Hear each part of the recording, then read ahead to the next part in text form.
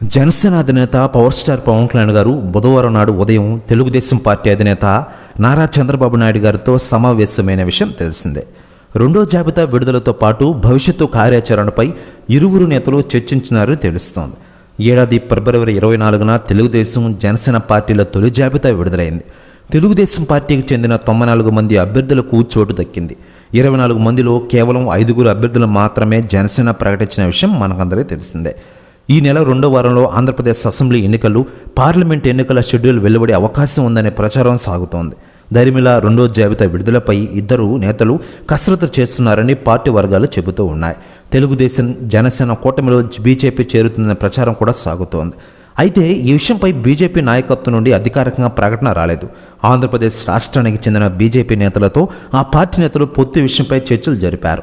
రాష్ట్ర నేతల అభిప్రాయాలను సేకరించింది బీజేపీ నాయకత్వం. పొత్తుల విషయంపై ఈ వారంలో బీజేపీ అధిష్టానం స్పష్టత ఇచ్చే అవకాశం ఉందని రాజకీయ వర్గాల్లో చర్చలు కొనసాగుతున్న విషయం మనకందరికీ తెలిసిందే. ఇక ఇదిలా ఉండగా పవన్ కళ్యాణ్ గారు టీడీపీ పొత్తులో భాగంగా 24 సీట్లు తీసుకున్నప్పటి నుండి ఆయనపై విమర్శలు పెరుగుతున్నాయి. వారిపై తాజాగా మెగాస్టార్ చిరంజీవి గారు ఫైర్ అయ్యారట.